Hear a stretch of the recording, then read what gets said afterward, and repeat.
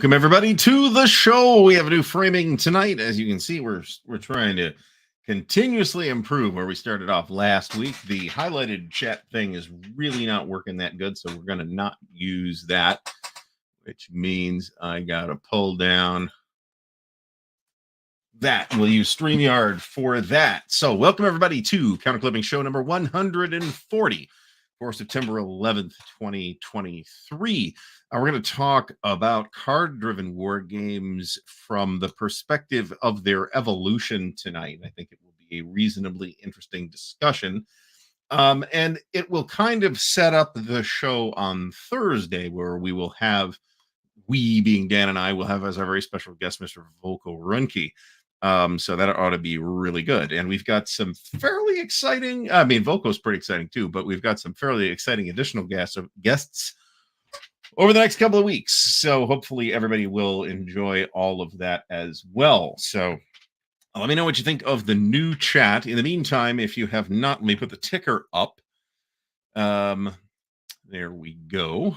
So let me know what you think of the new chat. If you have not done so already, please thumbs up the video. Please do subscribe to the channel if you are not already subscribed through some unhappy mischance. And if you'd like to help support the channel, there's a bunch of links to do that in the video description. Big shout out to this week to our brand new patron, Jeff Beeler, who I was like, wait a minute, he's not on the list already? He was not on the list already. So thank you, Jeff.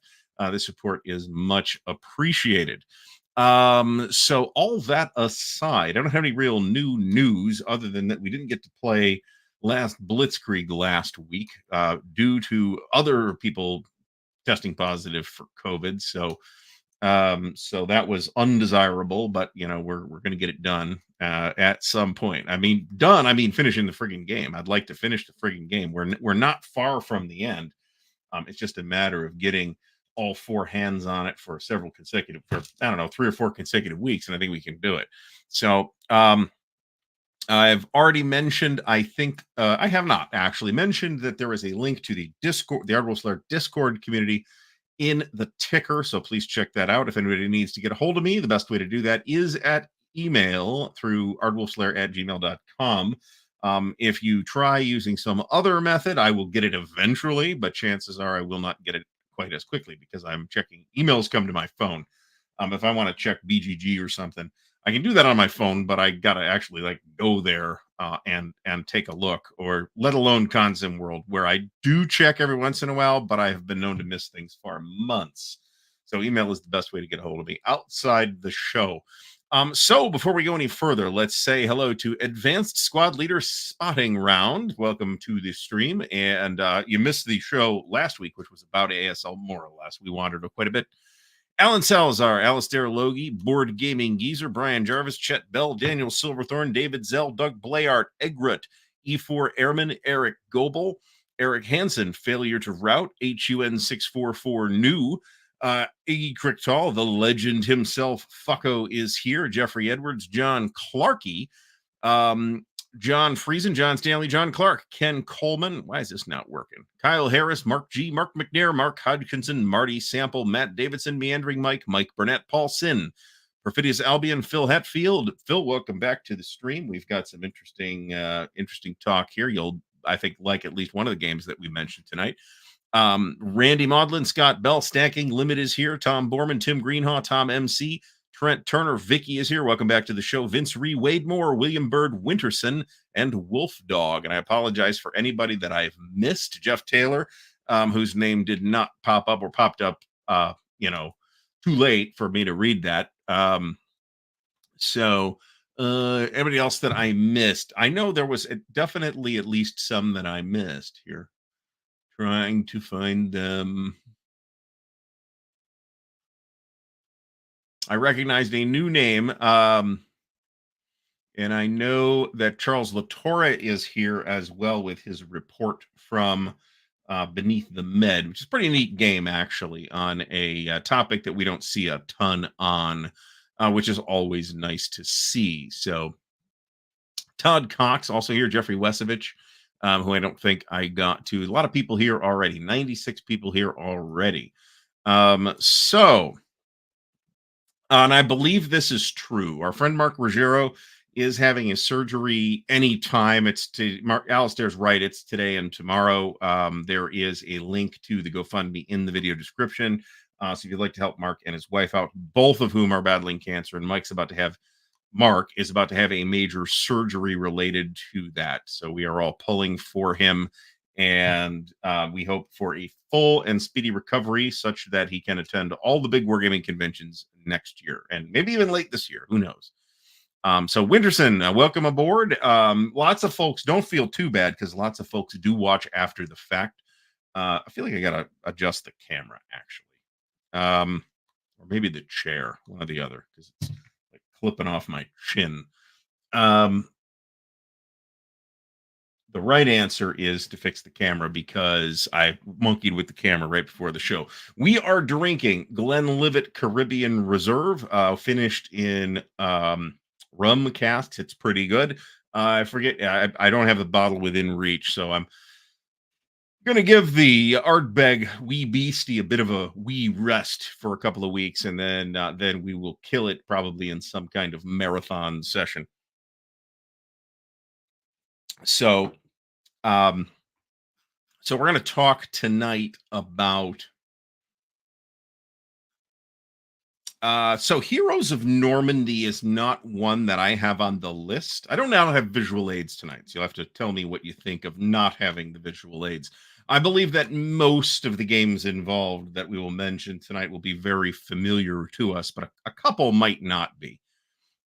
So I decided that to, kind of after the fact, looking at the list of the 20 games that we have, and one of the things that we're going to see is the recurrence of several names involved in the design and development of those games. And I think I'm catching all of the major sort of story beats within the evolution of card driven games. So, um, and the Undaunted says, "Ooh, yeah, damn it! I should have put that on the list. Undaunted would have made the list, but I didn't think of it. So sorry, David. We will give an Undaunted an honorable mention, as it is card driven. I would say, but some of these games will apply that designation of card driven games differently than other games, but we will see some common threads, especially as we get into the sort of details of how some of these games implement that mechanic. So, um, and yeah, Mark Herman's going to come up. All the names you think of are going to come up, as well as a couple of names that came out in the research that I didn't necessarily expect would get a lot of mention tonight. Mark Herman was not on that list. Mark Herman is we knew coming into this that Mark was going to get Mark and Mark's games were going to get mentioned liberally, as we say. So we're about to dump that. So we are clipping, by the way, I don't have the box up.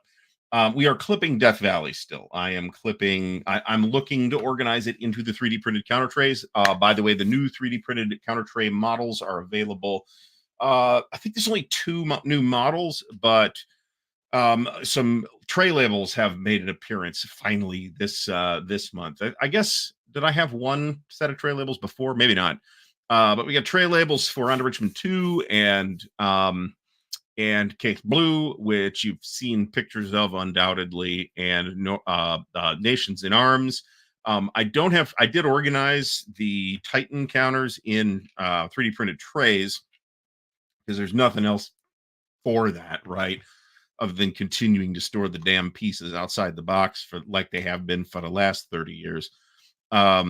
But they're not the kind of trays you can label. So if you've seen the XS counter trays for extra large 1-inch counters, those games have 1-inch counters. So I didn't pull anything from the last 3 years. And I think my justification for that is that the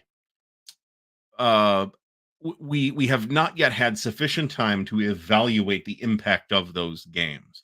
So my list cuts off at 2020 with a game that I think will feel very contemporary. So that is why a most fearful sacrifice, which I would consider a card-driven game in the sort of broader way that I mean it here.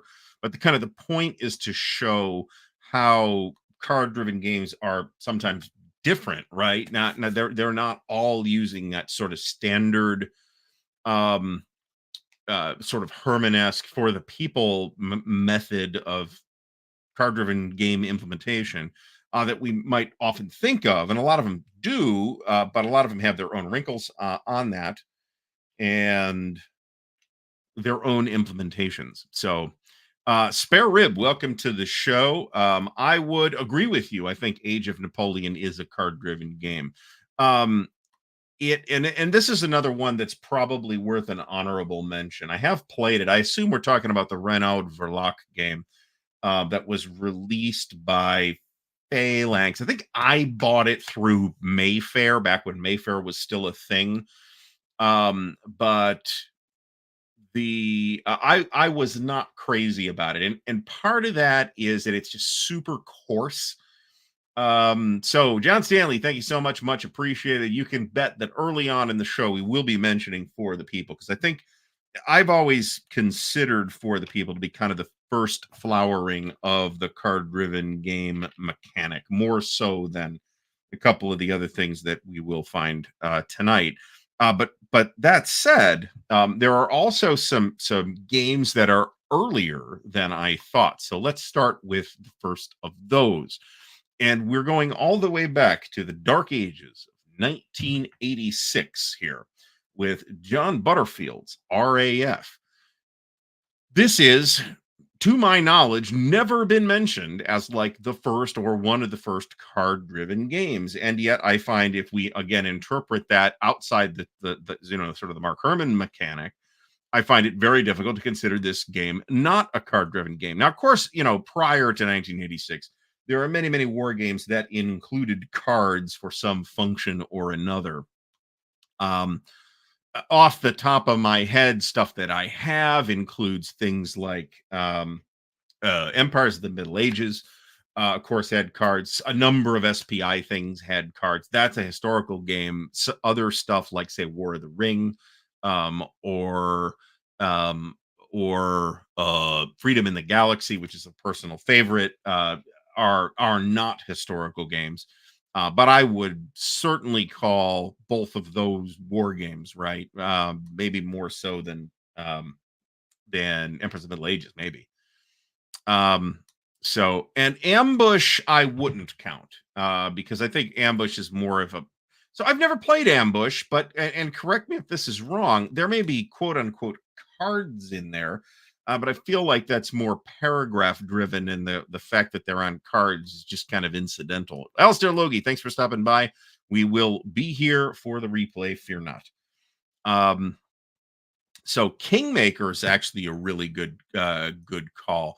I would say that I struggle. I think you could again um, broadly interpreting the card driven moniker. I think you could absolutely call Kingmaker card driven. I think it's not card driven in the sense that it it's hard to say. It's hard to say. It's a if I think it's William Byrd, if I think that the game's going to get a lot of play, I will sleeve the cards. I am sometimes mistaken. Now, another thing that is explicitly not on this list is card games, right? If it's a card game, so I mean, otherwise, Upfront would have made the list, right? And as cool as Upfront, which I have yet to play, is alleged to be, it's a card game and not a card-driven game on which in a sort of on a map, right? Even if you construct that map, and that's certainly, I would say, the case with something like Undaunted, as you're kind of building the map as you go, and this is true of Upfront too, right? Kind of the map doesn't exist prior to the play of the cards and or tiles. And this is another one. There was what was it? The tank leader games. At least one or two of them had cards for the AFEs, and for that matter, ASL had cards to the AFEs, and that would have happened in the mid to late 80s with ASL deluxe, right? I'm not considering that card driven. And many games, even some contemporary games, examples include U.S. Civil War. That's interesting. Once again, the light in here is great for the show, terrible for actually telling the different colors apart from the counters. Um, so so Perfidious Albion, and hey, where I'm willing to be schooled on this. Says ambush uses a randomizer to put to a specific paragraph that applies, and it reminds him of those storybooks that ended a few paragraphs with decision points in which you continue the story. Yeah, I mean that's kind of my understanding of ambush is a sort of it more akin to the choose your own adventure books, which are the books you're talking about, or um, ooh, okay. We got Enrique Romero. First of all, thanks very much for the support. Much appreciated. More akin to the choose your own adventure books than to say for the people, right? So Enrique Romero, first of all, thanks very much for the support. It is much appreciated. Halls of so there's two different games called Halls of Montezuma. One is the pretty recent. Is this even out? I'm not sure this is out yet. From Fort Circle, which is about the Mexican War.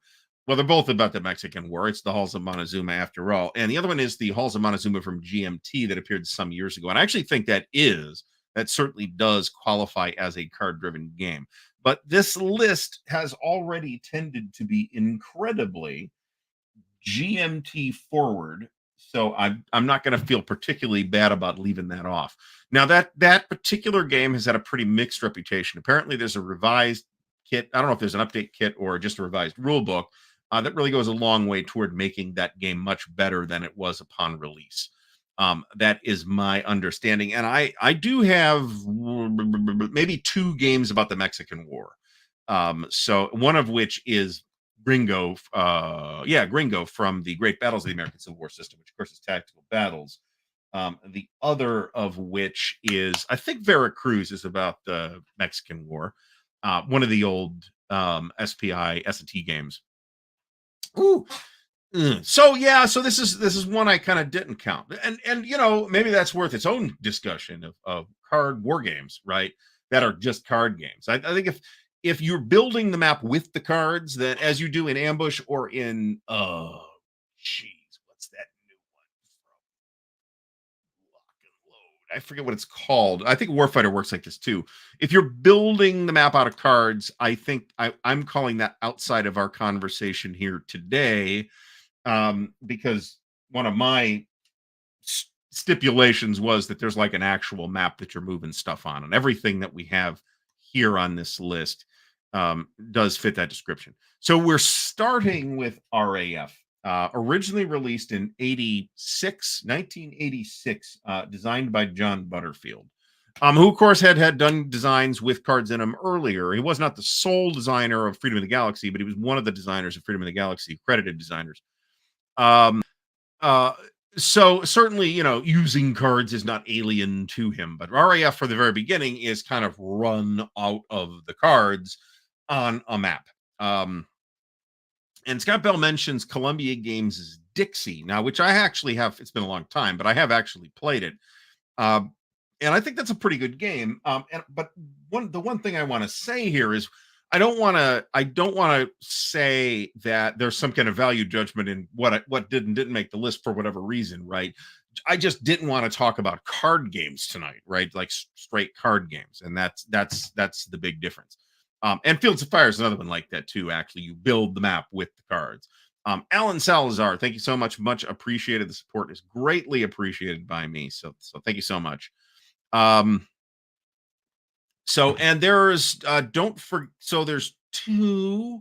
I think there's two different battles in Dixie. I should have asked Grant about this when I had him on.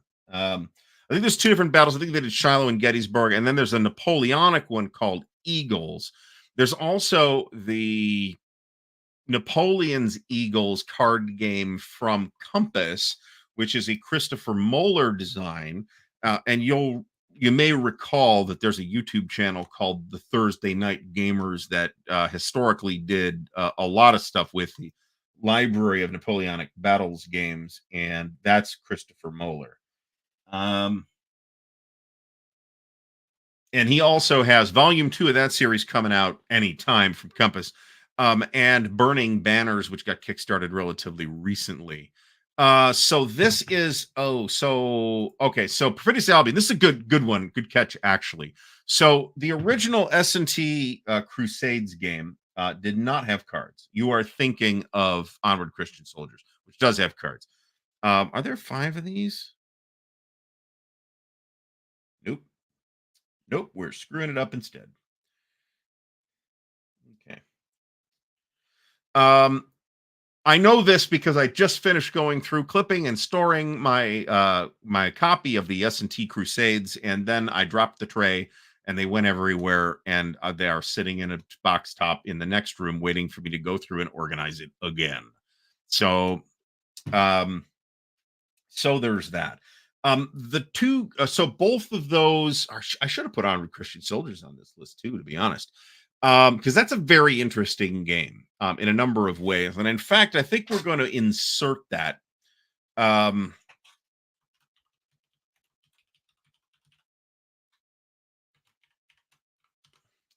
into the list, which might mean that we don't get to the final game in the list. We'll see how far we get to here tonight. So the interesting thing here is that Onward Christian Soldiers is 2006. And it's a Richard Berg design, and the original SPI S&T Crusades is also a Berg design. And there is definitely a lot of shared DNA there. This was actually called to my attention here on this show when I thought the two games were a little less similar than they were. No, they're very similar. However, the S&T Crusades has on a hex map and there's no cards, and Onward Christian Soldiers is on a point-to-point map and there are cards, and it is very much a card-driven game. And we're going to find that so I have Kingdom of Heaven and I have yet to even really look at it. I'm super interested in the Crusades, but I just have not gotten to it yet. It's just one of those things that I haven't gotten to. I'm also working on a 3D printing assisted storage mechanism for storing magazine games, and I think that I can get 6 magazine games into a single mailer, 2-inch mailer. But we'll see. If I manage to succeed in this, I will do a video on it. So Fast Time says it's a great game. I assume you're talking about Kingdom of Heaven. It looks pretty good, actually. And like I said, I'm interested enough in the Crusades as a topic that I've slowly, not that well, no, very slowly. There's a 3-volume history of the Crusades by Stephen Runciman that was for a while sort of one of the like definitive solutions if you were looking about histories of the Crusades. I mean, I only had the first one for years and years and years, and I managed to run down the other 2 online relatively recently. Same thing applies to the 1809 Napoleon on the Danube series, the author of which I can't remember off the top of my head, but I managed to get, I have them all in electronic format, but I actually want to do something with that topic. So I really wanted the hard copies. And while they can go cheap on eBay, they do not always go cheap on eBay. So my eyes are open. I think I have 2 of them right now. Now there's also, I mean, if you want to talk about Crusade games, I'm gonna be obligated to mention the first Crusade, which is S&T number either 299 or 301, which is I might be a Joe Miranda design. Don't quote me on that, although I think it is. And that's kind of a flatly busted game. Specifically because you need the siege rules to make the game work at all, and the siege rules are not included in the magazine version of the game. That was a hugely problematic. I don't know if it didn't fit or what, but it was a hugely problematic decision for that game. Now there's a revised rule book that has the siege rules that you can download from Decision's website, and that does improve the situation. But out of the magazine, it was busted. And I did a video on it and back in the day trying to play through it and then realized this is busted. So Sticker will be right that you never drop the counters or the tweezers or any of that other stuff when playing on Vassal. But I'm not alone in saying I'd prefer. I have no aversion to Vassal. Don't get me wrong. Vassal is an amazing tool in every respect, and it is absolutely worth all of our time. But I'd prefer to play with physical pieces where possible. Right. Stuka Joe, welcome to the show, Joe. Much appreciated. Always great to have you here. And there's a lot of union units that you can activate in this thing. As you'd kind of expect, there's like a million different battles in it. Um, so, and I didn't want to specifically talk about this particular game, but this is correct. And this is also true of the of Onward Christian Soldiers, in my opinion. And we'll get to that shortly. All right, so sort of another so the game that everybody says, and this, everybody includes me here, right? I've said this at least a million times. The introduction of the card-driven war game mechanic shows up in We the People in 1993, right? And that's an Avalon Hill release. Yeah, good. We have water here just in case my throat goes nuts again. So but then looking at it, I'm like, yeah, how do we not call RAF a card driven game in more or less the same sense? I mean, it's certainly not the same mechanic, right? And that mechanic of you have cards and they have ops points and events, and you play it for one or the other or both sometimes, is has kind of become to symbolize or personify the card driven mechanic. And RAF doesn't do that, and neither does the other game that showed up that's I would also call card driven in this sense, um that showed up before For the People, and that is Ragnar Brothers. Do I have that here somewhere? Yeah, we'll figure it out. Ragnar Brothers Angola. The original edition was from Ragnar Brothers. The current edition, which I believe is still available, stunningly, from MMP, is Angola. If I didn't say the name of the game, which I was kind of dancing around it. So, yeah. So the fourth, to get back to this before I try to find. Okay. So as Perfidious Albion mentions, I personally think the most interesting of the Crusades, not just for this game, but in general, the most interesting of the Crusades to me is the First Crusade. The Second Crusade is less eventful, and the Fourth Crusade is eventful, but not in a good way. And the Third Crusade is the famous one with Richard the Lionhearted and Saladin and all that stuff. So that's kind of the one everybody knows about, thanks to the romanticism that has emerged about it. But for my money, the First Crusade is the interesting one, where you've got all these different armies of quote unquote Franks just kind of showing up with their own leaders, and they're interesting characters in their own right. So it's my opinion that the First Crusade is interesting, and we'll talk a little bit more about this when we get to Onward Christian Soldiers in about 12 games. So Angola's 1988, by the way, so it's also quite early, and I'd be curious to know. Okay, I'd be curious to know if either of these were considered in. I think RAF was very impactful, right? And RAF was originally from West End Games back when they did war games, which they drifted away from after a while in favor of their RPGs. The most successful by a lot was the Star Wars D6 RPG by SPI veteran Greg Stickian. So, who I'm told I'm not mispronouncing his name when I say it that way. So hopefully that's correct. And if he's offended, then he's free to come on the show and correct me. That'd be completely cool. So then we come to We the People, right? Now, We the People, the current version of which is called so for clarity, is called Washington's War. And it's a retooled but not completely reimagined version of the American Revolution with the card-driven mechanism. Okay. And mostly the cards do have values. You have campaign cards, and you play those campaign cards for, I'm not sure if the game calls them this or not, but I'm going to call them ops points. And then you do things with the ops points. Okay. Um, when looked at in the context of the many, many, many later games that would kind of evolve out of this, and then the next step here is actually not a Mark Herman game, rather shockingly. It is Hannibal Rome versus Carthage, which uses a kind of a two deck method that where you have kind of one deck of cards for the big maneuver on the point to point map, and then to resolve the battles, you have a separate battle deck, which I rather liked that mechanic. And as Hannibal, I could not, I just couldn't win. I was just drawing horrifically bad in my one play of that game, and I liked it, but I didn't love it. I'd be willing to try it again.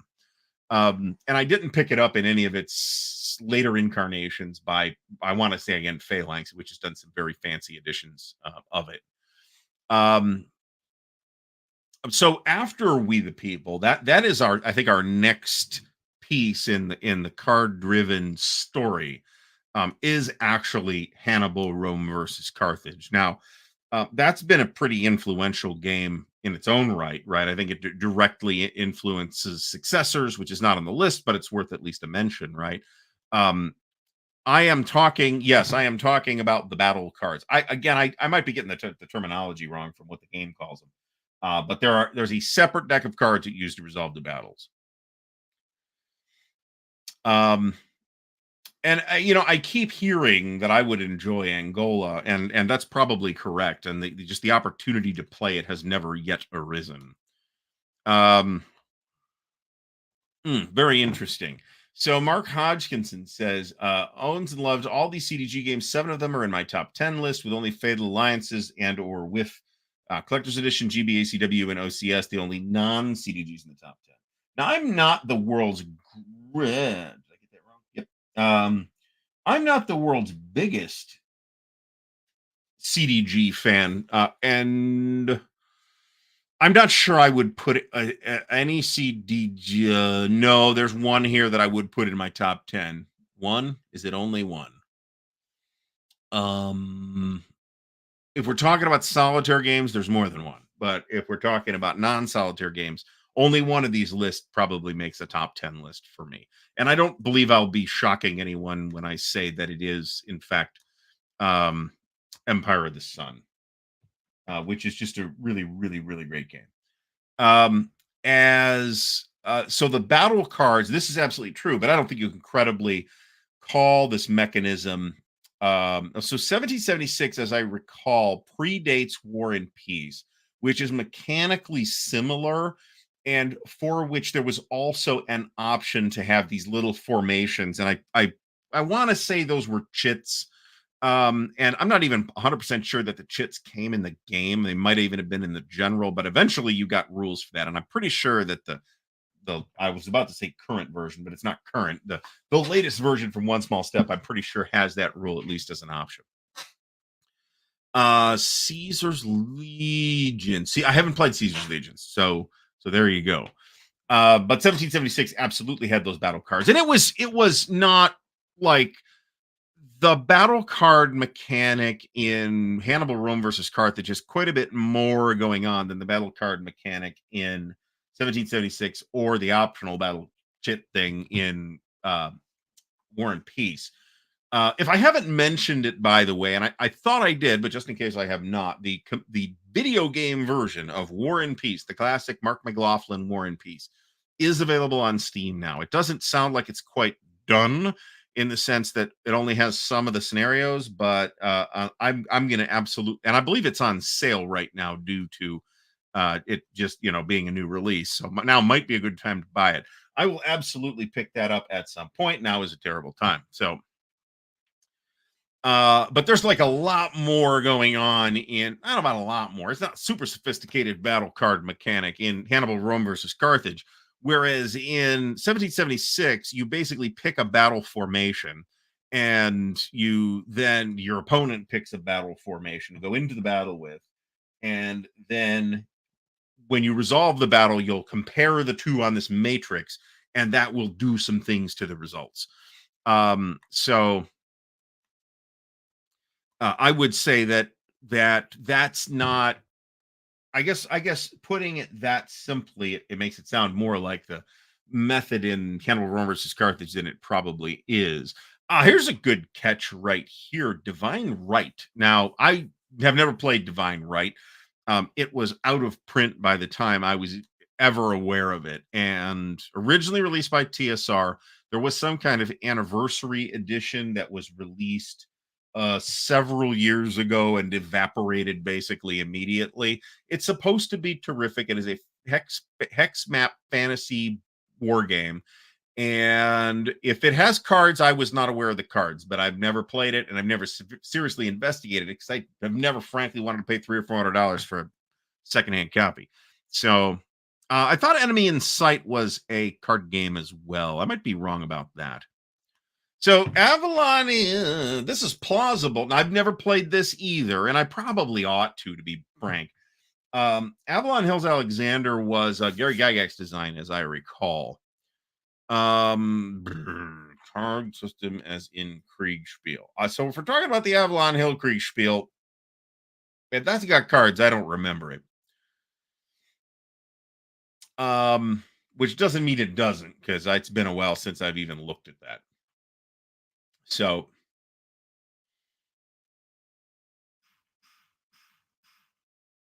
Charles Latour says the Camelot Games did a super chromed version of Caesar's Legions called Caesar in Gaul. And this is another interesting one, actually. And I haven't Gilbert would have made, so I have not played Mr. Madison's War. Okay.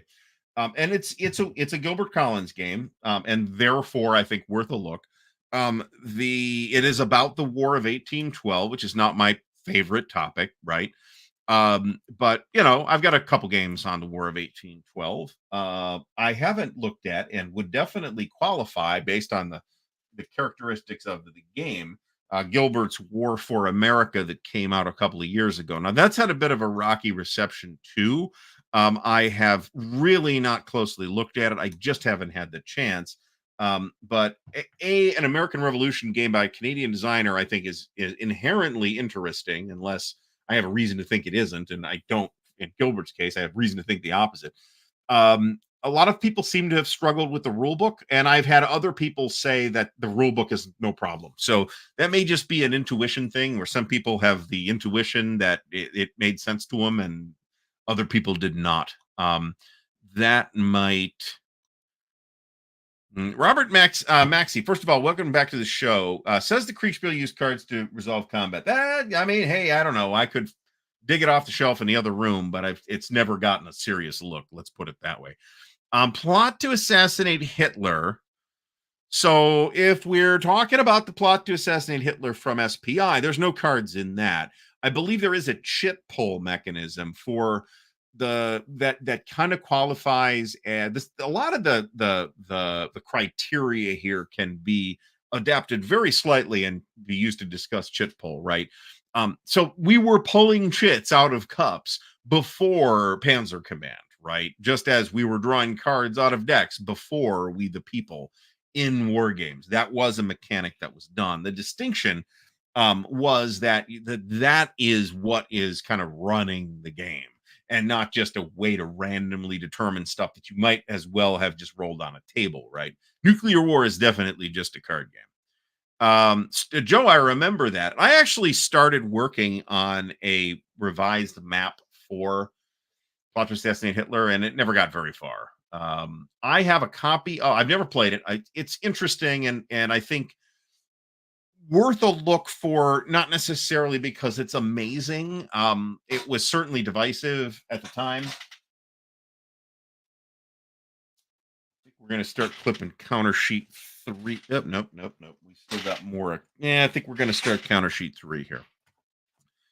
But I think that's because it's one of those ahead of its time type of things, right? Where the understanding of that kind of thing was just not there yet. Now there's also Black Orchestra, which has definitely got cards. I've never played that, but I've seen that played, so there's that. Interesting.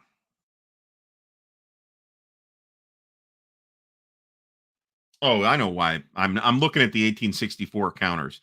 not the 18. I'm like wondering where's Stonewall Jackson in here, and he's dead by 1864. So that's that. Now we're gonna have this thing, and I'm gonna complain about it. That I've seen with GMT on a number of their recent-ish games that has been the case where maybe it isn't. That'd be nice if it wasn't. Where some of the counters are narrower than other counters, and that's incredibly irritating. These actually look pretty even, and that's just a die cutting problem. I don't know. This Jubal Early counter looks slightly rectangular. I guess I could test it. Black Orchestra topically is the same game. As I hate putting it that way, but it's the same thing. It's about the plot to assassinate Hitler, right? It's the same topic. The execution looks vastly different, and I literally balked just the day or two ago on Facebook about somebody that called the war, just a revised Third Reich, which I think is unfair to the game, its designer, and everybody else who has designed games that look, that are answers to Third Reich. So the way I just put that is I am deeply unhappy with. I would so one of the last things on this list, which we need to move through here because we're 42 minutes in and we're like 4 games in, is Levian Campaign is on this list because I think it's an interesting permutation of that. It doesn't use anything like the well, I don't want to say that, but it's dissimilar in a lot of ways from this traditional CDG mechanic, but it does some very interesting things, and clearly the cards do drive the game. So there's that. So next up, after Hannibal, Rome versus Carthage from 1996, we have the seminal classic from Mark Herman, For the People. This is American Civil War. Obviously, this is point-to-point, card-driven, and this is kind of where the Herman-esque card-driven mechanic really shines. Okay, or really, starts to show people, wow, this mechanism can really do a lot, right? So in For the People, you'll find that if you've played any of these games, this is the familiar CDG mechanic. Whereas in Washington's War / For the People, you kind of had game cards that were either campaign cards with ops points or event cards that did things. Whereas those are compacticated into one type of card in For the People, where there are ops points and there are events, and you play the card for one or the other. This will also show up in a somewhat expanded form in the next game on the list. Winterson, thanks so much for stopping by. Much appreciated. I do have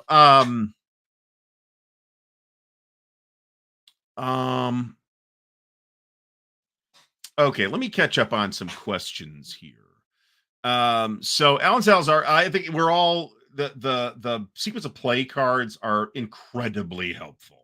And I think Joe has done a lot to popularize that idea. If I don't know if he came up with that or not, but certainly they're a really useful concept, and they take the place of those flip books that you might see elsewhere in games with maybe fiddlier steps.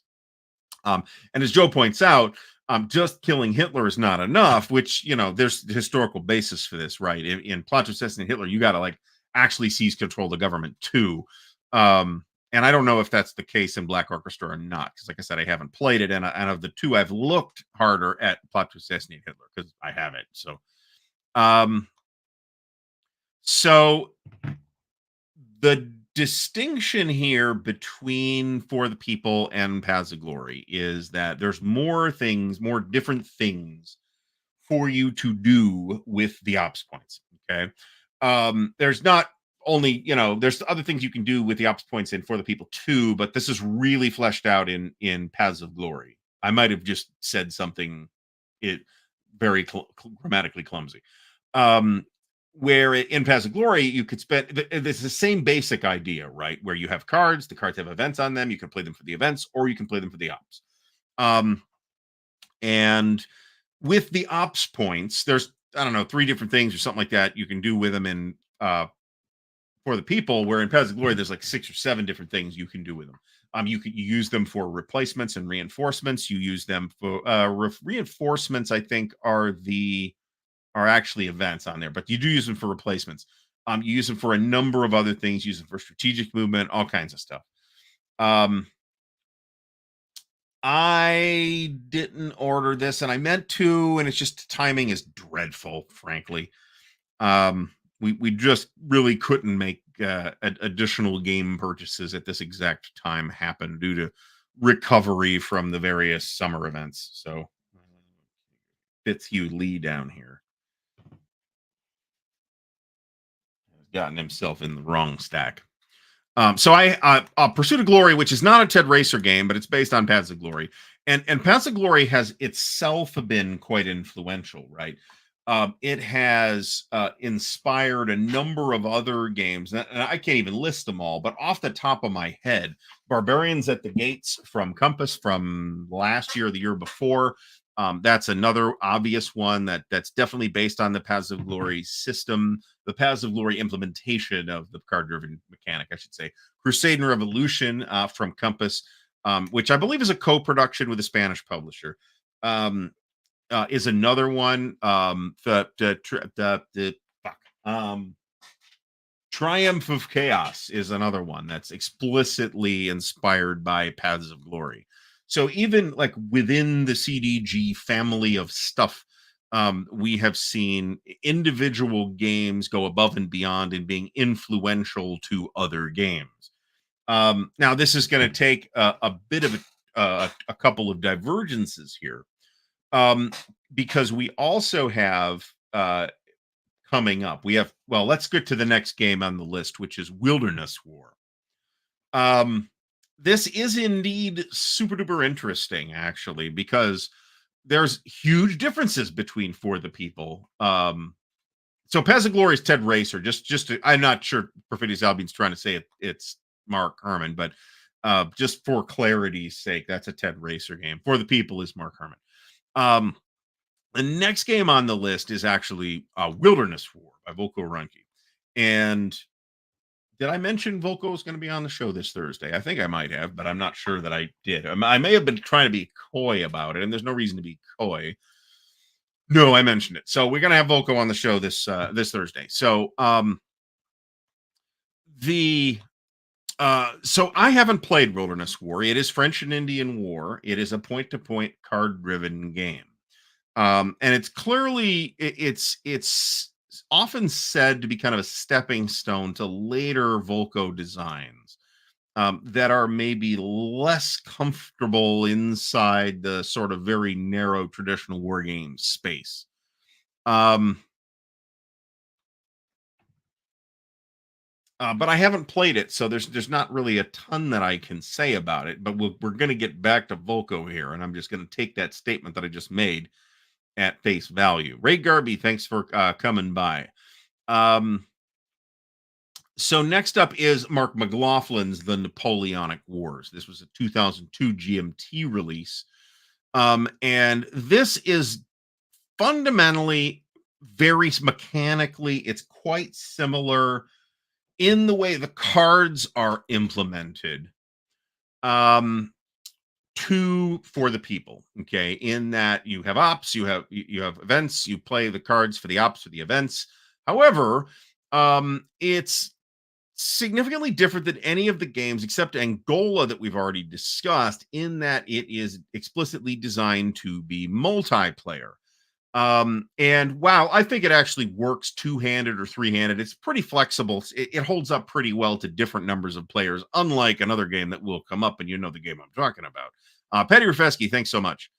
I am reasonably happy with the way it looks. I think I'd like the chat messages to hang around a little longer, but that's not something I can fix on the fly because that'll actually change. It's like an HTML element in OBS and actually change the reference or the URL to that element, so it will hang around longer. So that's not something I can fix on the fly. So we'll fiddle with that later. And as you can see, the highlighted chats that I just obviously didn't fix that. So we won't be doing that again. So Mark Hodgkinson mentions that you can use the cards in the ops points for Napoleonic Wars for diplomacy as well, and that works pretty well considering, especially that you might not even necessarily know. The designer doesn't necessarily know that every country is going to get played by a person, right? You'd be surprised how well this thing works, and I've managed to play it. So I've played it once at Cabs, and I've played it once at Origins, and I've played it once at Winterfest, and I want to say I played it one more time, and I don't remember where that was. So I have always played it in a situation in which there was a decent number of people available. I've never actually tried to play it two-handed, but I don't really see any reason why it shouldn't work. Kevin Featherly mentions that this is on his shelf of shame. That's too bad because it's a great game. And unlike Here I Stand, which again, there's no sense being coy about this. Here I Stand is a disaster at less than at the wrong number of players. Let me put it that way. With 3 players, it works, but it's not nearly as cool. With 2 players, there's a 2-player card assisted thing that comes in one of the more recent editions. Not the most recent 50th anniversary. It was in at least the previous version from that, which is the one I've got. And you really want 6 players for Here I Stand. That's kind of the sticking point there, right? When we get to Here I Stand, which is coming up before too long, we're going to find that a lot now that the combat resolution in Napoleonic Wars is quite different from any of the previous games. I haven't played Angola, so I guess I don't know that. But it's a dice pool system. One might call it the fistful of dice type of thing. I think that's a fair statement, but I don't believe that it should be interpreted to mean something necessarily negative. It's just a mechanic that we might or might not apply to a specific type of game, right? There's nothing inherently wrong with it. We just may not feel comfortable with where it fits, whether that is a war game or an RPG or whatever, because RPG people make the same statements about fistful of dice games. So we shouldn't interpret that to mean that it's a turd because you rolled 15d6. It's just it's just the way it works. So we probably should do a shelf of shame video because I got one too, right? I mean, I do pretty good as far as actually getting stuff played. But there's still a bunch of stuff that I haven't gotten played yet, right? So Marty says that Wilderness War injects a lot of history into the game with a pretty tight and short rules set. One of his favorite CDGs, and it's now on Rally the Troops, which I have yet to personally try. So I'm reasonably confident that I will eventually get to play Wilderness War. Okay. Let me put it that way. I do use Excel to keep track of mine. I have been exceptionally lax about it since getting the game room set up because I really have to rebuild it from scratch. And with 450 games or whatever it is, it's kind of a big job. And I just haven't really felt like I've had the time to do it. So there will, by the way, be we're using a GMT tray for this for a moment, but there will be at least one new GMT 3D printed counter tray model coming out of this Death Valley project, which will presumably also work with Into the Woods as well. So. But for now, these are just getting sorted into this GMT tray. And that's going to be the S35. It is a 5x7 stack tray. So, Patchwork Pictures, first of all, welcome back. It's been a little while.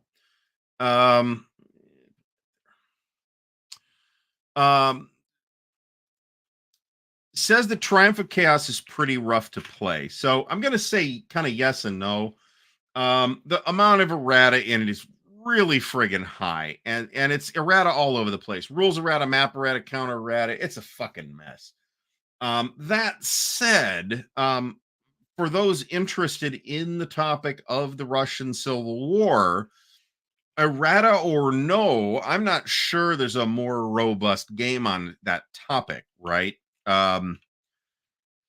Certainly, Reds, the Ted Racer Reds, which is a shitpo game, by the way, is I think a very good game. But it's not really, that's an apples and oranges comparison, right? To compare Reds um to Triumph of Chaos.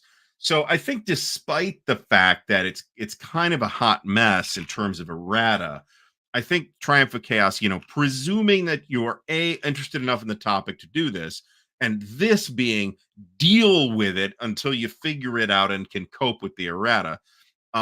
Or there we go. I think it's worth your time given those two constraints. Let me put it that way. But you probably are going to struggle with it. But honestly, if you've played Paths of Glory, then I think that will give you a big leg up on being able to grok Triumph of Chaos, errata or no. And while Paths of Glory is reasonably complicated, it's also got a pretty clear rule book, and I mean, there's some fiddly bits in it, right? But it's also eh,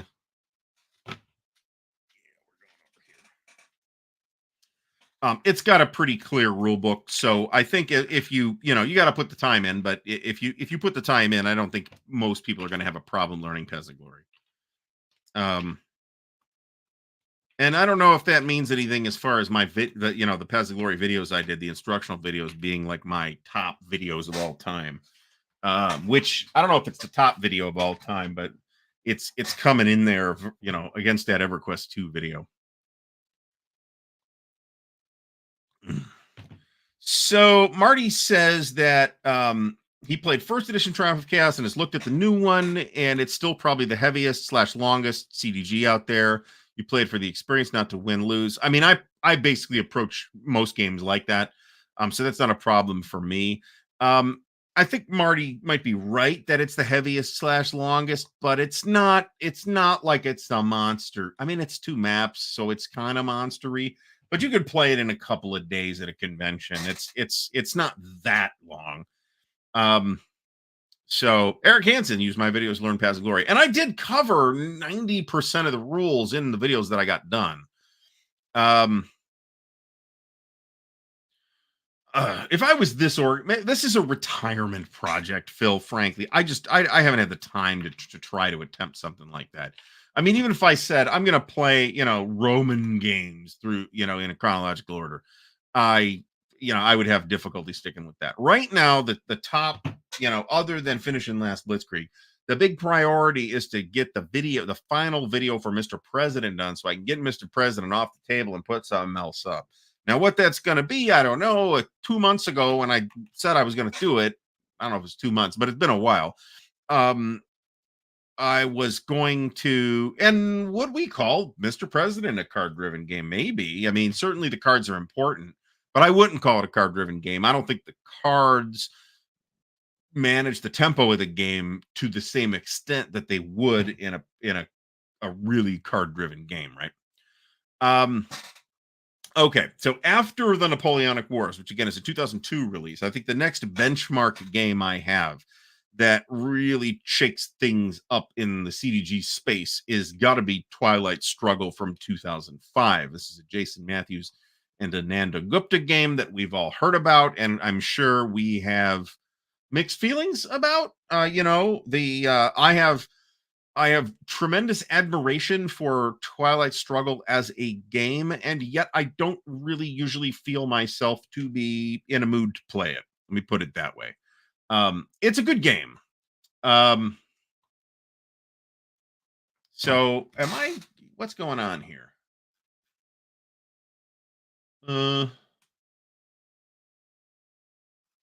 I feel like stream. Let me know if there's any issue with the stream here, because StreamYard has ceased to feed me comments for some reason. Sword of Rome is another good one that Mark Hodgkinson mentions. I have actually played Patty Rafesky 1989 Dawn of Freedom, and I friggin' hated it. And I like Twilight Struggle. Maybe recognize that Twilight Struggle is now there it is. I got a big flood of comments here. So maybe there's that. I think Twilight Struggle is totally worth your time. However, at this point, unless you have like an actual like plan or at least a group that will play it, and it's a two-person game, right? There's no multiplayer or teams or anything like that. It's a two-person game. I would probably recommend the digital version over the physical version at this point. I hate to do that. Sorry, GMT. But you're welcome, play deck. The digital implementation is very good. It has an AI opponent. You can also play with other people. You can get it on Steam. It's reasonably cheap.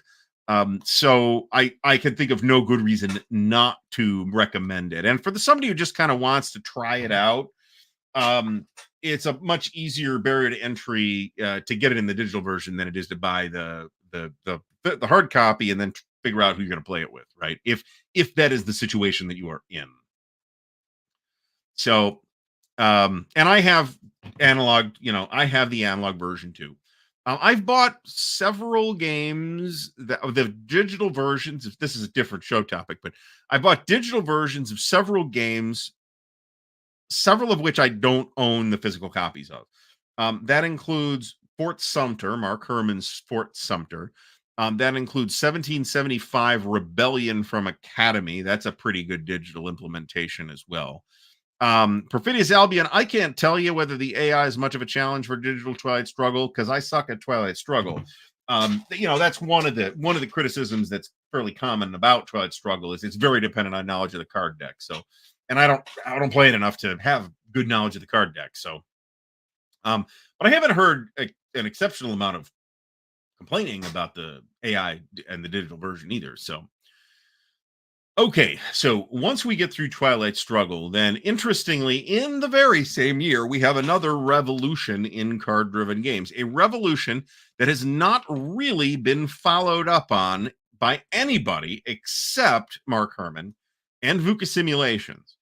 And VUCA's games are all recent, at least the ones I have some experience, well, I don't want to say experience with, but I had some knowledge of. They didn't make this list either because those games are too recent. The next game is Empire of the Sun. Okay, now this is as was mentioned up thread by somebody. This is in most respects an extremely traditional war game that happens to be card driven. Right? It's on a hex map. It's got a somewhat like Pacific War. It's got a somewhat unusual map projection, but it's less obviously weird than the Pacific War map projection until you get to about India, and then it feels a little weird. But that's just projection, right? That's just the decision that was made. The another nice thing that is included in the digital version is the turn zero thing, which is less interesting than I'd hoped it would be, to be honest. But it nevertheless, if you play a lot of Twilight Struggle, it can vary your starting conditions in an interesting way, and I think it's worth your time. I don't know if that's going to be included in the next printing or not, but last I checked, you could get it from GMT too. So,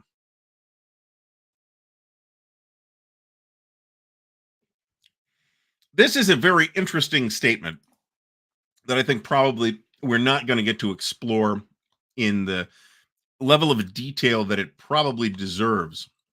And that Phil says that he thinks Twilight Struggle is a combat game, but not a war game. That's interesting. There is combat in it, but it is very abstract combat, right? Where you might play the Vietnam War card, and that the whole Vietnam War is wrapped up in that card play. Phil, thanks for stopping by, much appreciated.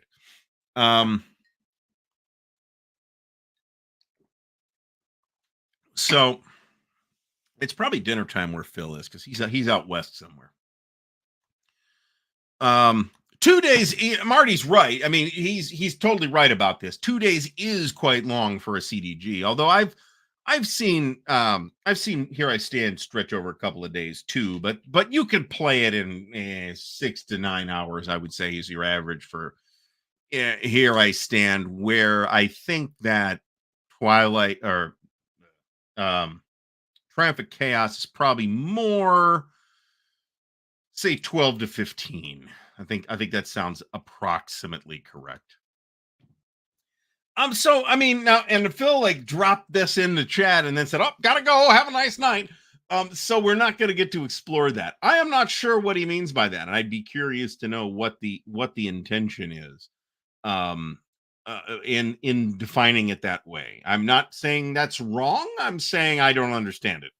So, and one of the things that I think was a major growth point for me personally is outside of wargaming.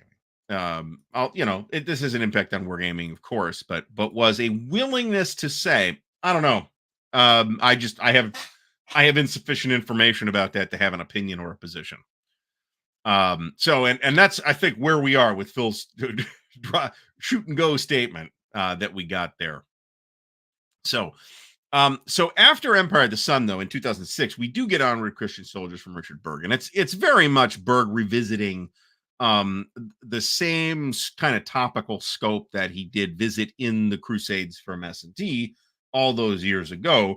But in this case, then it is a point-to-point card-driven game rather than a hex-based game with no cards. The interesting thing about Onward Christian Soldiers is that I forget whether there's a second Crusade scenario or not, but there is a first Crusade and a third Crusade scenario. And I want to say the third Crusade scenario I've played it, but it's been like 25 years. It's 25, not that far from 25, 20 plus. I want to say that the third Crusade scenario is basically a 2-player scenario. But the first Crusade scenario is a multiplayer scenario, and it's super interesting. Where you got you got like different factions, and like the Crusader factions are drawn out of one deck, and the Muslim factions are drawn out of a different deck, and it's pretty interesting. And that's another like distinguishing thing about CDGs is, do you have a factional deck or is it just all one big deck, right? For example, Paths of Glory, a seminal CDG, has one deck for the Central Powers and one deck for the Allies. Okay. And it's fundamentally a 2-player game, right? Whereas Empire, I hope I'm misremembering this. The Napoleonic Wars, we'll use that as an example, has one big deck for everybody. Big deck, too. It's like this thick with no sleeves. So Patrick of Patrick's Tactics and Tutorials is here. Patrick, welcome. Thanks for stopping by. So ultimately, there's a I don't really want to get into this tonight. This is has been explored ad nauseum literally for 40 years. And I don't think that it is generally a conversation that carries much value. There are narrow senses in which it is important. And I unfortunately have to be cognizant of one of those senses. But generally speaking, I think it is an unprofitable line of discussion. And half the time when it comes up to be provocative. Speaking of provocative, let me pull it up here.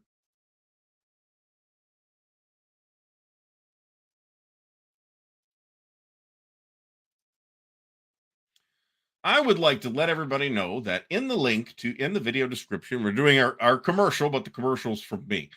We're doing a new item here in the Ardwulf's Lair merch store, new as of today, and I had to fight it out with Spring to get them to actually list it because their algorithm flagged it. You are now able to pick up a very fine "What Would John Brown Do" t-shirt at the Ardwulf's Lair merch store. Link in the video description, so check that out. And yes, this is supposed to be provocative. So now this is making me think of there are counterexamples of this though. Jeff Anderson, I I think you're right, but then you got Churchill, and that's everybody's got their own deck, right? So, and Churchill's like on the list. It's a card-driven game, I think, in every respect. So I think that's true, but I feel like the merch hasn't really been moving like hotcakes lately, but you know, get very angry. That's what he would do. Very angry. So Emperor of the Sun, Mark Hodgkins says, yeah, I'm like misremembering this. Is like it's got two decks, right? And then in this rush of CDGs, I started questioning myself. But some of these games have one big deck, and some of these games have a bunch of little decks, right? Um, I think the obvious example of that comes to mind is Churchill, right? Because there's three different decks and three different players. And while there is a bot that you can play with less than three people, Churchill, it's my strong recommendation to play Churchill with three people. So after Armored Christian Soldiers comes Here I Stand. Classic game with a number of we'll call them idiosyncrasies. One is that it plays much better with certain player counts than with other player counts. And I don't think anybody would argue with that. And I would go so far as to say, as I and a bunch of other people have said in the past, if you've got like something other than 3 or 6 people, play something different. If you really want a similar experience, maybe Tanto Manta will fit this bill, but also Virgin Queen, which I've also played, which is also very good. I don't think it's as cool as Here I Stand, frankly, but it's still pretty good. So I think we can get them all in this compartment. We're done clipping here because I'm out of space in this counter tray, and I don't have room to have a bunch of counter trays assigned to this task right now. I don't have room on this table. So there's that.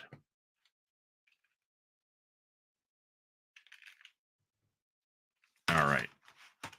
And then hopefully by morning, I should have the S35s off the printer, and I should be able to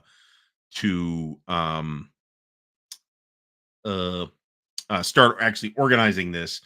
Mr. Mark Herman himself, and we believe this to be the authentic Mark Herman as well. So, Mark, thanks for stopping by. Always great to have you here. As you can imagine, your name has come up a couple of times. So, but what was interesting though was that there's a number of other names that came up alongside Mark's. I mean, I expected me to do 20 games. Normally, the benchmark is I come up with a list of 20 games, right? And if it's 18 or 22, that's fine. But that's kind of the general target. And I figured it's going to be 18 games, and we're going to get 2 Ted Racers and 15 Mark Hermans and maybe 3 from other people. And it turned out to be a little more balanced than I expected it to be. A number of other names besides Mark, who has certainly helped shape this subgenre of wargaming, there's a number of other names that turned out to, I think, do some interesting things here too. So moving on from Here I Stand, however, about which I think I feel like I've said plenty about Here I Stand over the course of the lifetime of all the various shows. Let me put it that way. So Time of Wars from Poland. Ooh. I want to say I might have seen some info on that, and it does look interesting. There's a bunch of John Fearer. I don't know about a bunch, but there's at least a couple of John Fearer card-driven games too that are kind of either print and plays or looking for a publisher or something like that. So this is interesting too, and this is something that Paths of Glory also does. In addition to there being a Central Powers deck and an Entente deck, there is an early war, a mid war, and a late war. I forget what the actual terminology is because I haven't touched Paths of Glory in 5 years either. But it also separates the decks chronologically in that way, and games that separate their decks chronologically also would include, to the extent that Nations in Arms is a card-driven game. I think it's less card-driven than you might think by the fact that there's cards. But it also separates its cards that way. I would probably be inclined to not consider Nations in Arms a card-driven game, to be honest. I think it's a chit pull game because the chits drive the action. The cards are just events. The cards are just a randomizing device for the events, and then there are battle cards as well. So this is a great idea, but I wouldn't do this to Mark without like getting Mark's okay to do it, right? I encourage somebody, Mark himself would be great to come up with a "What would Mark Herman do" T-shirt. I think that would be great. Jeff Taylor mentions Combat Commander, a game I have famously been less warm than lukewarm about over the years. But it is a card-driven game, right? The cards run that entire thing in much the same sense, I think, that RAF works, actually. So not that I necessarily think that RAF had a direct influence on Combat Commander, but maybe. I feel like there are other examples of influence on Combat Commander that are more obvious than that, if that's the case. And Combat Commander, yeah. In fact, but Joe, that got published. I got that already. That's this guy, and this is another Paths of Glory model game as well, for that matter. I don't like to fiddle with the shelves while I'm actually on the show. Grabbing something and showing it is another story. Eric Shaver dropped his counter clipper. Was this the deluxe model or the indestructible standard model? Because I actually, after many years of service, this is the clipper. This is the 2mm clipper. The spring finally just completely turned into powder. And I need to replace the spring. And in the meantime, until I replace the spring, I have just replaced it with the spring from my 3mm clipper, which I hardly ever use. We did not mention Naval War because, again, I believe it to be just a card game. And when I say just a card game, I do not mean to be dismissive of card games. It's just not the topic tonight. Woo! So Blackbeard's another one that it's been something like 18 or 21 or something like that years that I've played. I will point out that they're both Richard. So there's two different games. I'm going to put it this way on purpose. There's two different games called Blackbeard about the golden age of piracy. They're both by Richard Berg, but the first game is from Avalon Hill and the second game is from GMT. And they are very different games. They started with some of the same premises, but the GMT version is completely different design, and I would consider personally, I like the earlier Avalon Hill edition much much better. Ooh, here's a good call too, actually. However, so I've played Triumph and Tragedy 3 or 4 times, and I think it's terrific. And I actually really like Conquest and Consequence, the Pacific version as well. And I didn't expect to. I expected it to be a snoozer, and it turned out it was not. I was very engaged with it, and I liked it. I think I would make the statement that Triumph and Tragedy and Conquest and Consequence are card-driven games, but they are also block games, which this trait is shared in common with GMT's Crown of Roses, which I've also played, and which is a fairly difficult book, rule book that is, but I think there's a really good game there. And it's 2 to 4 players, which is also nice, right? It's basically, same idea as Kingmaker with a very different implementation. That's also a block game, also potentially at least multiplayer, and also card driven. And like I said, I think there's a good game there. But Triumph and Tragedy is definitely very good, and it's a Craig Basink design. He is a seminal block game designer. Probably I don't want to say second to, because then I'm not putting somebody in second place. So I put him up there with the great block game designers like Tom Doglish. So maybe I'm trying not to be too judgmental. Let me put it that way.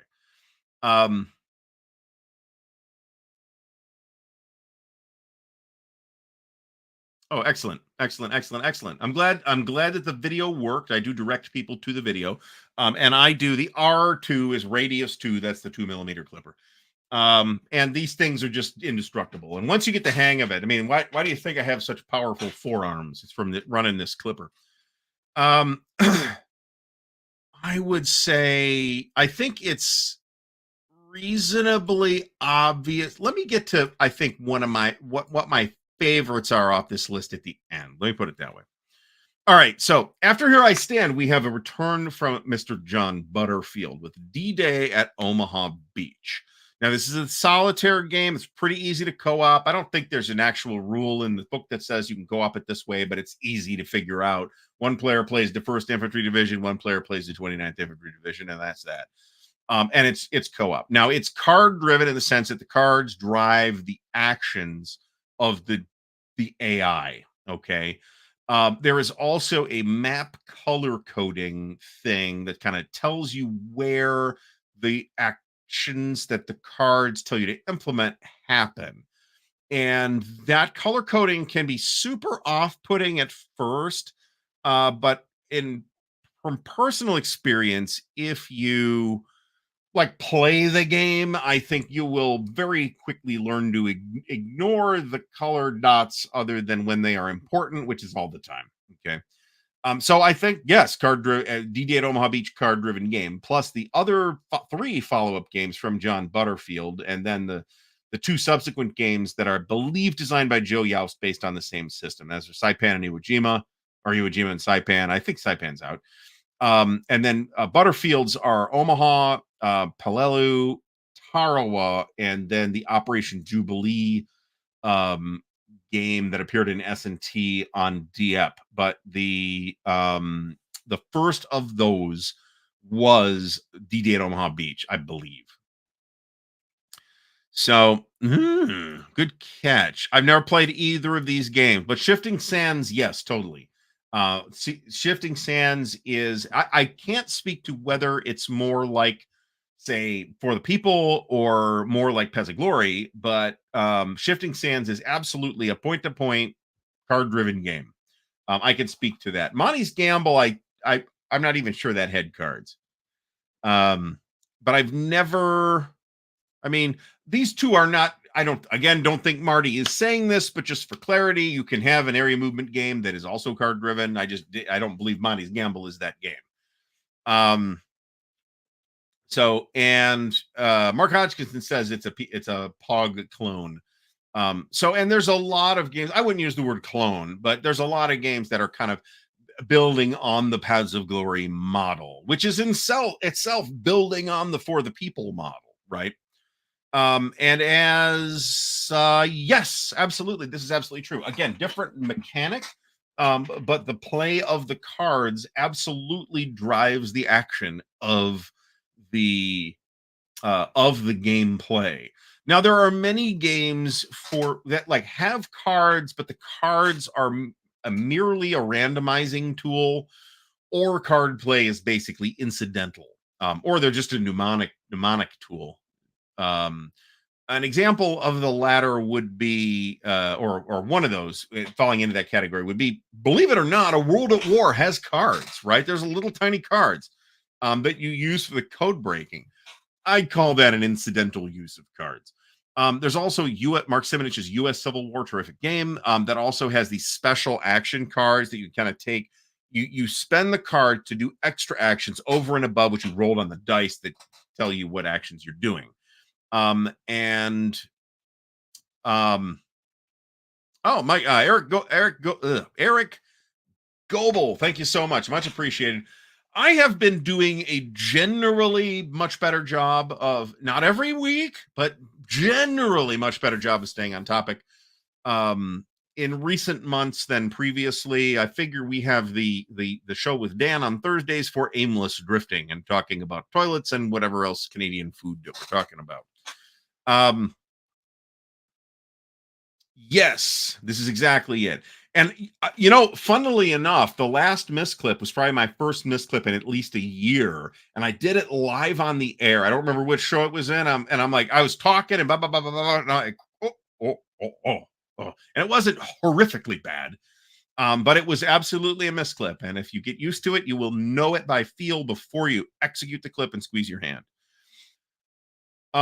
Yes. So Mike Ranella was interviewed on Fred Serval's channel, Homo Ludens, which I'm not pronouncing up to Fred's exacting standards of French pronunciation. I'm aware of that. And I'm from Ohio. That's my excuse. So, and Mike Ranella is known for a number of things, actually, but Shifting Sands is a Mike Ranella design, and he's kind of been the torchbearer for the Area Impulse games for a long time too. He's not the only person working in that space, but a lot of the most noteworthy Area Impulse games to come out in the last 20 years or so have been Mike Ranella designs. I clip noticeably slower on stream than I clip off stream. I clip Pacific War in like 3 days, okay? And that's a lot, okay? So, I haven't really looked at this Fires of Midway to be honest. All right, so moving on from a D-Day at Omaha Beach, we have another game that I think begins the process of an once again card-driven game space begins to transform with 2010's Labyrinth. This is, of course, a Volko Ruhnke design. It's a game about the war on terror. It's a game that topically a lot of people don't like because they don't want to play a game on that, and I can sympathize with that. One player plays the sort of anti-terrorist coalition, and the other player plays the terrorists. So it's if you don't want to play that game because of the topic, I completely sympathize with that. But it's a terrific game. Okay, it is a good game, and it in some ways kind of takes a lot of the ideas that were implemented in Twilight Struggle and then sort of changes them. Okay. Um, you play 2 cards at a time instead of just one, for one thing. You don't have the later coin innovation of there's just like one card in play that's happening right now and another card that's on deck, and you can see that you've actually got a hand.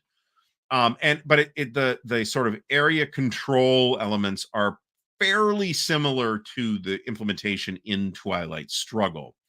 And I understand that the Jets are playing on Monday Night Football tonight, and I do not care. So, Mark was just playing the Pacific War Midway scenario on Vassal, much easier on his hands. So having played it with physical pieces, it's a real space hug. I mean, the mini map, which we did not use, by the way, we set the whole thing up because we were going to play it 6 months for 6 months without playing the same scenario. So we set the whole map up. It's a space, and we did it right. We had the space for that, but it's a space. It takes up a lot of space. I think from just like a physical piece handling standpoint, that Pacific War is a game that I might be willing to say that I would prefer to play on Vassal over playing with physical pieces. Another game that I would say that about is probably Mr. President. Another game that I would say that about is Stellar Horizons from Compass, which is another just absolutely absurd space hog. More, I think, worse in a way than Pacific War, because it seems like it's flexible because it's all these different pieces instead of one big board. But it's harder to keep organized for that reason. So just from the the piece handling standpoint and the the number of displays and charts and stuff like that, I feel like it's probably easier to deal with Pacific War on Vassal, and the Vassal module is excellent. That helps. So there's that. So moving on from Labyrinth, which is kind of the intermediary step between, and that's why I phrased it this way, kind of the intermediary step between Twilight Struggle and Coin. And I guess Wilderness War too, right? But the next game on the list in chronological order is 2011 Sekigahara by Matt Calkins. And we are now starting to see other games using the Sekigahara model as well, where you've got kind of cards that model loyalty or motivation or something like that. And there's some kind of block mechanism. Okay. The one I've got is Granada from Compass, which is a Sekigahara relative on the Reconquista of Spain, which is another topic that there have not been that many war games on, and which I am nevertheless interested in. I mean, I've seen El Cid. It's okay. John Longshore, thank you so much. Much appreciated. Um,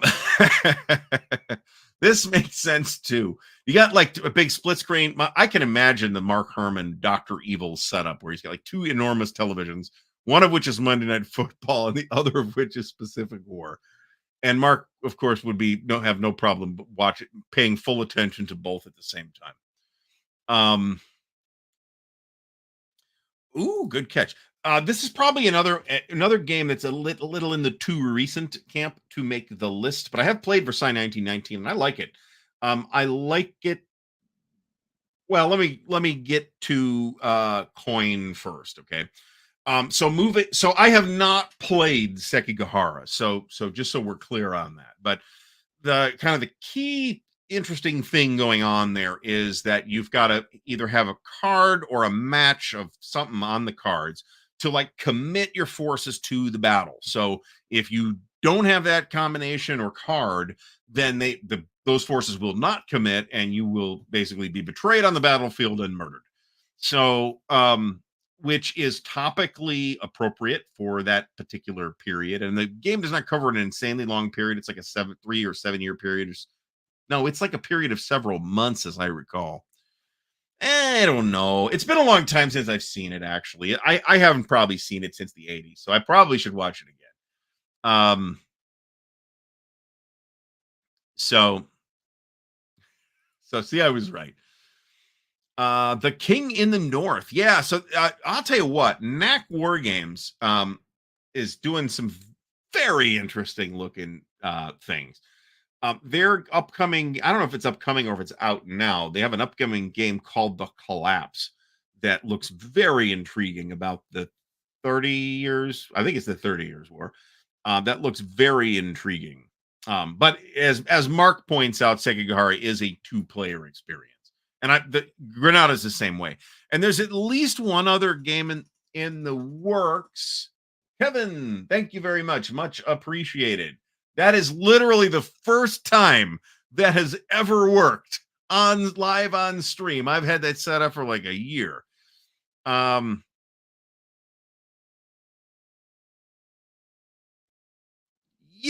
And this is interesting, right? And there's all kind of, in the Reconquista, there's all kinds of mercenaries and stuff like that you could certainly lend itself to this as well. Ooh, good call. Brian Jarvis mentions that Maria and Frederick. I haven't played either of those as well. I probably ought to, realistically. As I recall, Frederick is the 7 Years War, and I think so. And Maria is the War of the Austrian Succession. So let me know. It was covered by a comment. Somebody subscribed. A person named Kevin has become a patron of the channel, and it is much Kevin, you are much appreciated over here. So and like I said, this is like never happened before, so it's like I'll have to go. It's another one of those things I can't fix on the live on the show. And Patrick Pictures says that Maria is great 3-player by design. I wasn't aware that those were card driven games. I did pick up on, in the research phase, which we'll get to in a second here. Got to look at the time because we need to move here. We've got 6 more things to talk about, plus a couple addendums at the end. So Kevin Featherly, thank you so much. Yeah, it flakes out sometimes. PayPal, whatever, I don't care. It's all good for me. Thank you very much. Much appreciated. And Mark Herman says he doesn't think of Maria and Frederick as CDGs. And I can't comment on those because I haven't played them. Another of the, I guess I'll just get to it. Another of these games that I really should try is the Napoleon series. I don't know that this is what the series is called, by Shakos, the first of which is on the list, so we'll just get to it now. Napoleon 1806 by Shakos. This was released in 2017. I think I wrote down 1027. I think that means 2017. But there have been at least two subsequent games in the series, and it's a designer, Denis Sauvage, and they're by Shakos, and those are supposed to be really good. And if Jim Ozarski says that they're really good, then I am happy to say he's probably right, and I should play them.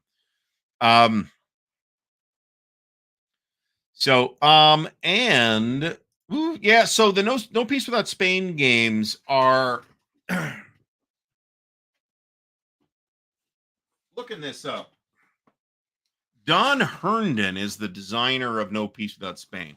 Now, I've got all four games in this family, and I haven't played any of them yet.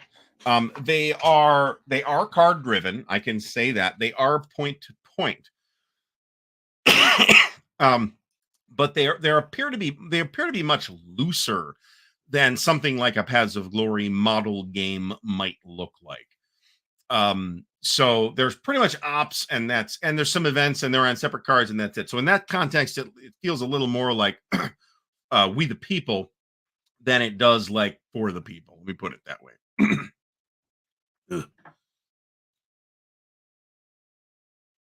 Enrique Romero, thanks for stopping by. Have a great night. So I like these, and having not played them, I like these enough. I had to look at the box because I knew John Fearer wasn't the originator of the series, but I know he's done at least one of the other ones. And there's four in the series so far. There's a Pragmatic War, which is the War of the Austrian Succession. This is the War of the Spanish Succession. There's the 9 Years' War, or the War of the Grand Alliance, which I think is called 9 Years. Yeah, it's called 9 Years, which is actually not a great title.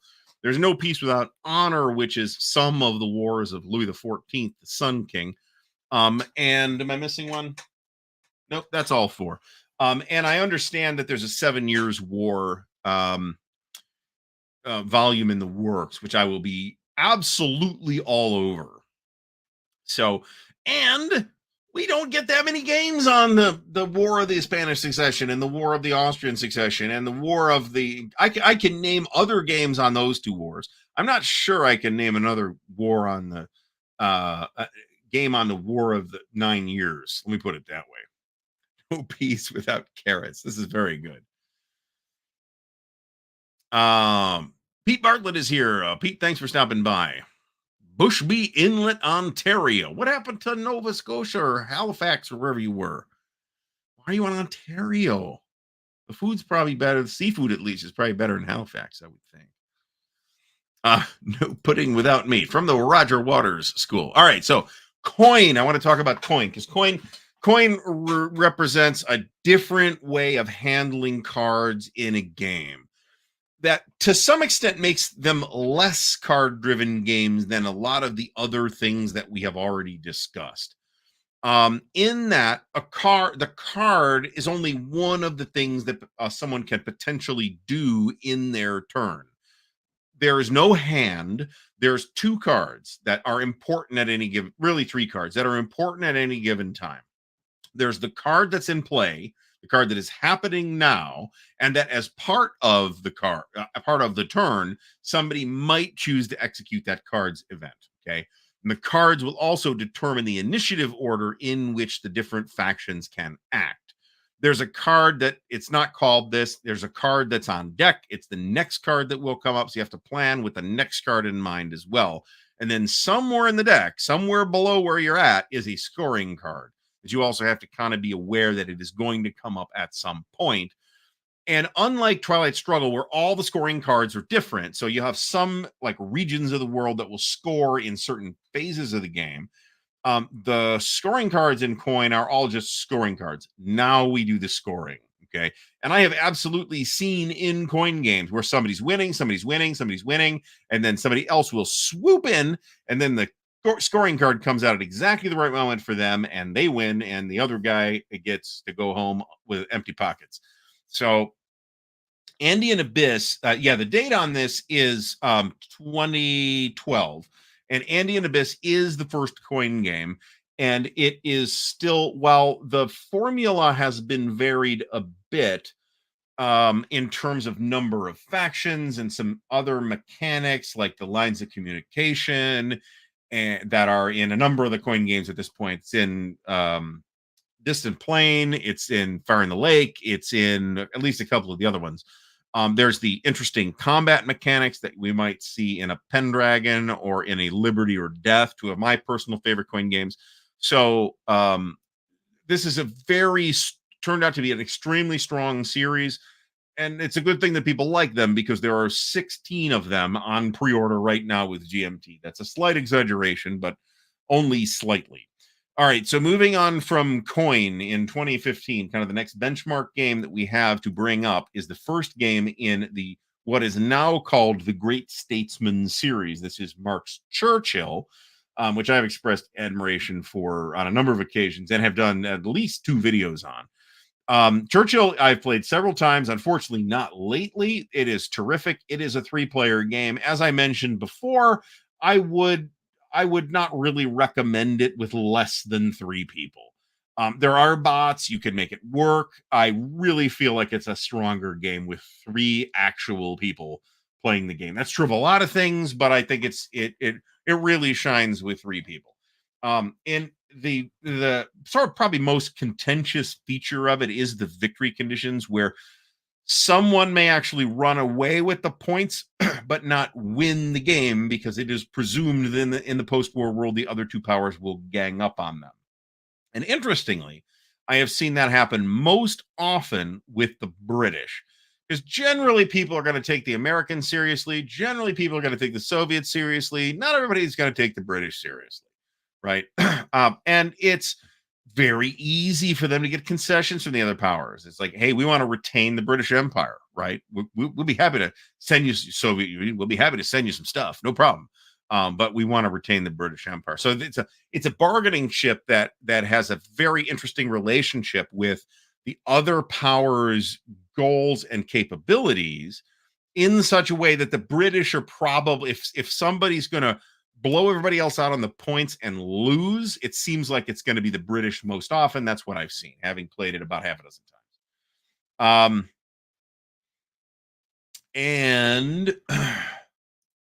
And Joe, I think maybe I didn't mention it, but yes. So the each card as it comes up also determines the order in which the 4 or whatever number it is factions will act.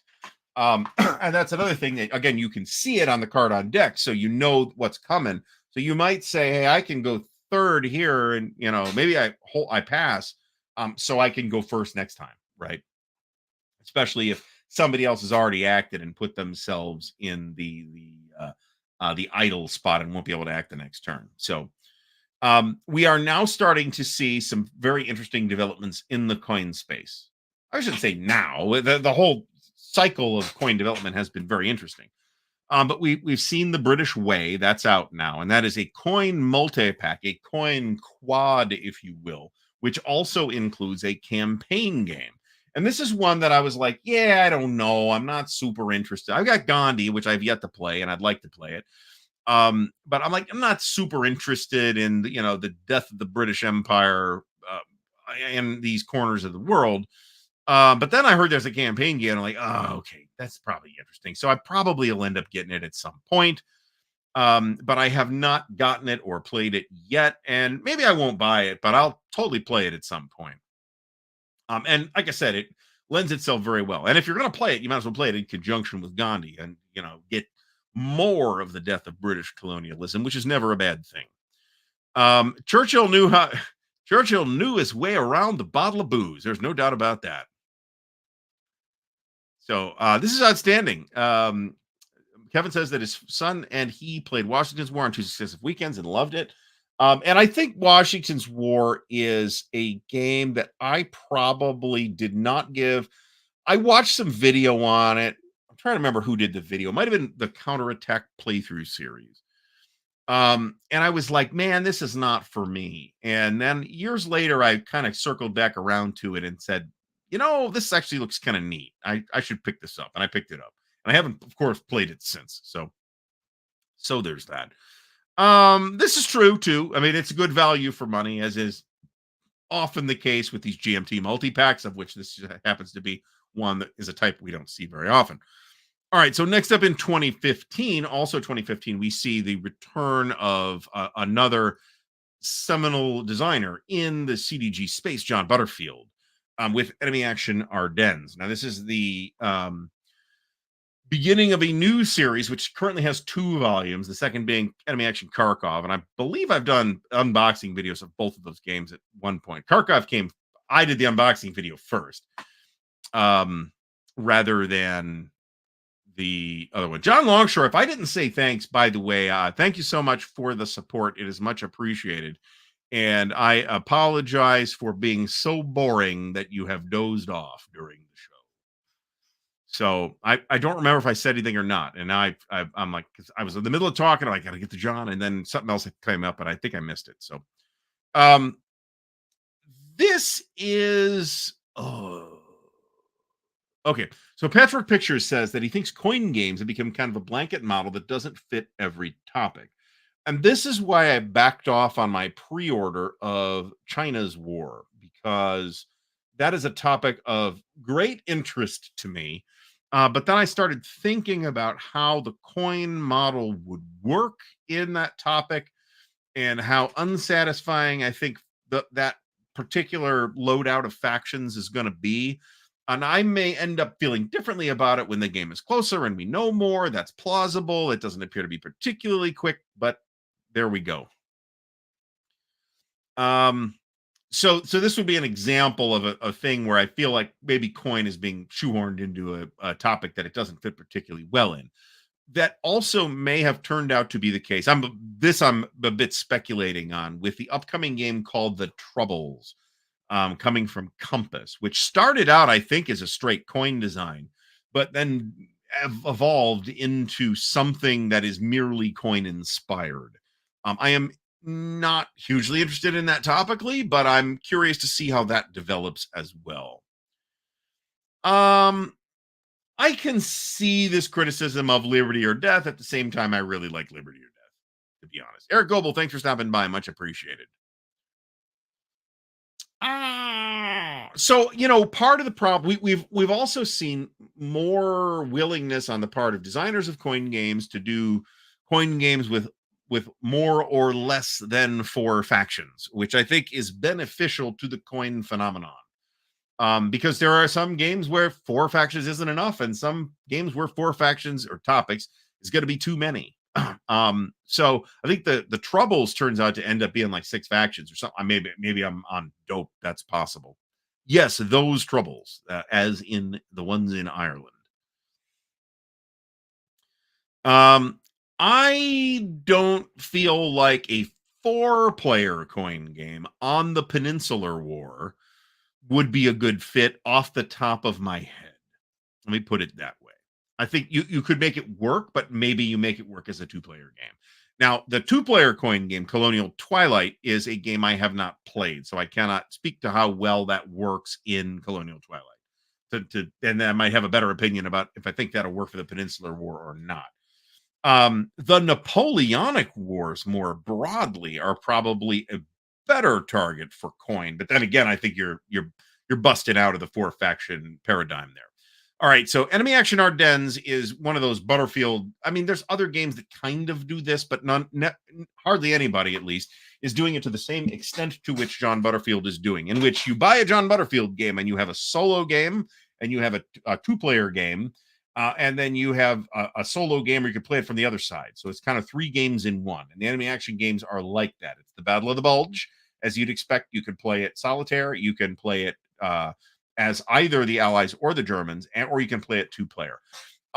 It uses what looks to me like a modification, a pretty significant modification to the mechanisms in D-Day at Omaha Beach and the D-Day series. A lot of people really liked Enemy Action Ardennes. It's been reprinted by Compass at least a couple of times.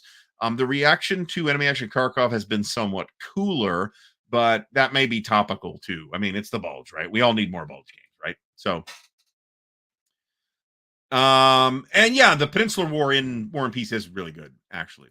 All right, so next on the list is that Napoleon 1806 by Denis Sauvage and Chacos. And this, again, looks really good. I think this is an interesting topic. It is the very ill advised on the part of Prussia War of the Fourth Coalition, which consisted of Prussia, and technically Russia and Britain, but they didn't help until Prussia was already crushed.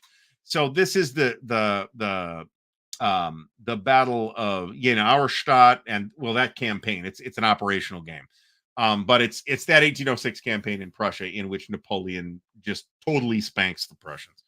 And then later on in early 1807, you get Eylau, a game we'll be seeing 17 games on in the next 12 months. And I should mention this too, actually. This is actually on the list, and I forgot to mention it.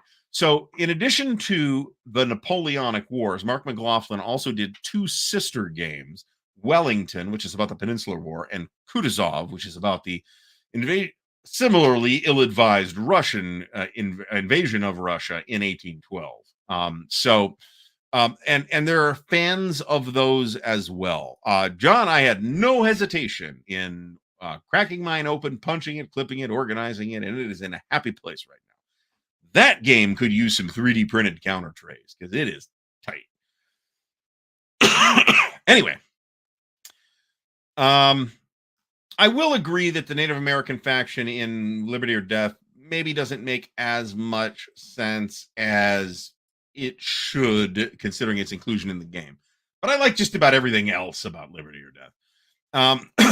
Next up, we have another sort of evolution, and we'll see if it sticks. But right now, it looks like it's sticking of the CDG paradigm, which is Levian Campaign with 2019's Nevsky, first game in that series. And I believe there are now 4 games in the series out. I think Plantagenet just came out. And there are several more on P500 already, and at least another dozen somewhere in a development process. In fact, that Hussite game that just came out or just popped up on the GMT P500 list is another Levian campaign game. Plus, we've got Seljuk, which is coming from Justin over at the Justiguard channel, and a bunch of other exciting things. I did not order Plantagenet because I didn't feel like I needed it. But I've got the other 3, and I've yet to play any of them, and they look really cool. Now, the interesting thing here is, and I would call this card driven, there's a lot of other things going on in this, as in a number of the games that we've talked about. 8 minutes here.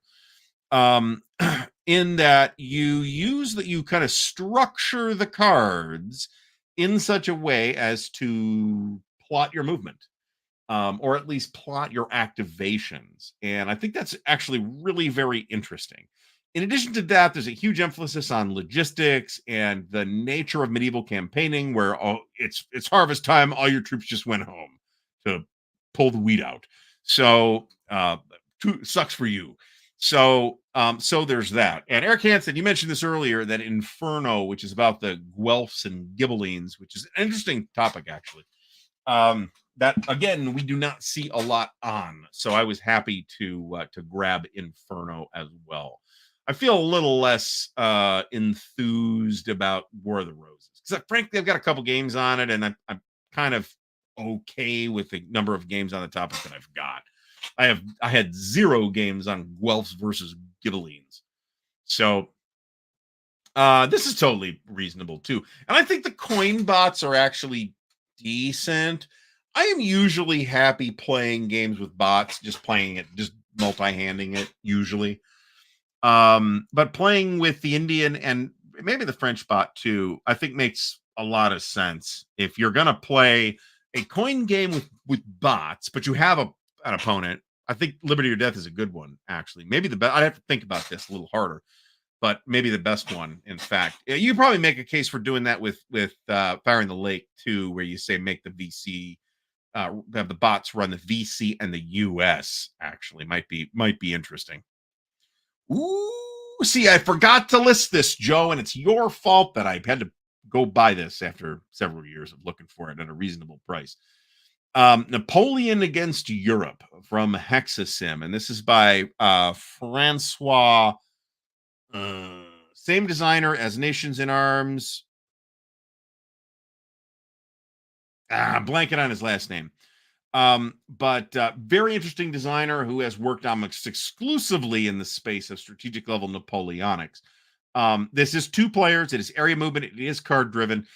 It is a very nice looking game. And if you want to see playthrough video of it, Joe has playthrough video that I highly recommend. A very attractive game. And it looks really good. I mean, it looks really good, and it looks like it plays really well too. Or there you go. This is a fair point. And that's out. Unlike Sovereign of Discord, which is coming soon. Yeah, we did in somewhere in one of my history classes, we did talk about the Guelphs and the Ghibellines, and I forget which is which offhand, even though I did an unboxing of Inferno and I mentioned it because I looked it up on before. But one faction is supporters of the Pope, and the other faction is supporters of the Holy Roman Emperor, and I can't remember without looking it up which one is which. But it's northern Italy, client states of the Pope and client states of the Holy Roman Empire fighting. So, and there's a Robin Hood game coming out from Fred. So I would call this is probably going to be a card driven game. Oh, John C. from the sunny Philippines that aren't sunny anymore because it's dark now because he waited so long. So he's probably recovering from his bout of eating balut. Yes, Francois Stanislaw Thomas, designer of Le Grand Empire, which, as far as I know, has not made an appearance in English. Nations in Arms from Compass, Pitt's War also from Compass, and Napoleon Against Europe from Hexasim. I've got 3 of those 4 games. They all look really good. So there you go. Eric Schaefer, Ghibellines Pro Empire, Guelphs Pro Pope. There we go. And Mo from Mo's Game Table is here somewhere. Am I missing him? Maybe. But John, the support is nevertheless much appreciated. So thank you so much. So, and then the last game I think that's doing something interesting, and you know, this is kind of skirting the edge of too new. This is the last game on the list from 2020, and it is Shores of Tripoli from Fort Circle Games. I would call this a card-driven game as well. This is about the war against the Barbary pirates. There is a companion game with a similar system called Halls of Montezuma that is coming out soon, but I don't remember exactly where. Oh, Mark says Plantagenet is his favorite game. I've gotten major pushback, by the way, for pronouncing it Plantagenet instead of Plantagenet, like one might pronounce it if one were hypothetically from Ohio. They were French. They spoke French. The English were run by the French at the time. So that's what and probably more importantly in practical terms, that's what my history teacher said. So, so we're saying Plantagenet and not Plantagenet. So there's that. So Shores of Tripoli is doing some fairly interesting things too. And I've done a video on that with the designer Kevin Bertram. So check that out if you are interested. I have read, no, I think Latin is pretty clear. So okay, so now with 2 minutes to go, we are going to totally drift off topic. If I have a question about Latin, right now, today, I'm going to say, Liz Davidson, please help. Because Liz has a PhD in Latin. I do not have a PhD in Latin, but I did take a year and a half of college Latin. So pronunciation was not, and in fact, speaking Latin was not emphasized in my program at all. We did not care about your pronunciation. It was all reading. And I think that's a real missed opportunity because Latin, pronounced like classical Latin, is a pretty cool sounding language. Church Latin, ecclesiastical Latin, is pronounced more or less like modern Italian. And that's probably an oversimplification. And Liz, if she was watching, is probably rolling her eyes at that grievous dumbing down of the actual details involved. But it's pronounced a lot more like modern Italian than like classical Latin.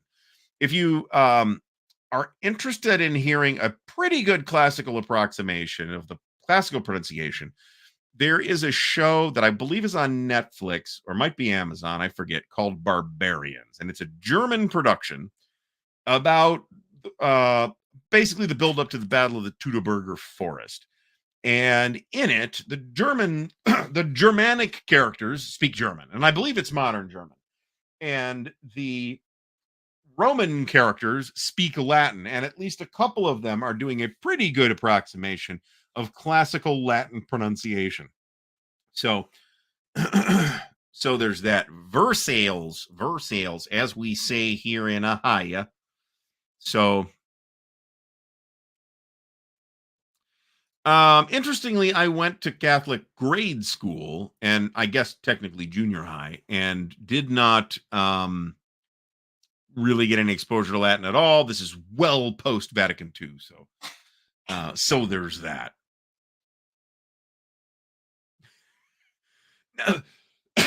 Again, I feel like it was a missed opportunity to not speak Latin because it's a cool sounding language, right?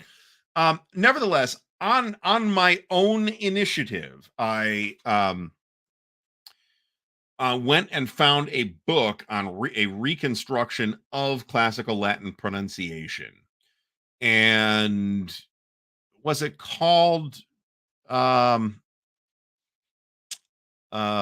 Voce Latina or something like that? Latin Voice, I believe is the translation, but of course the title's in Latin. The book is in English.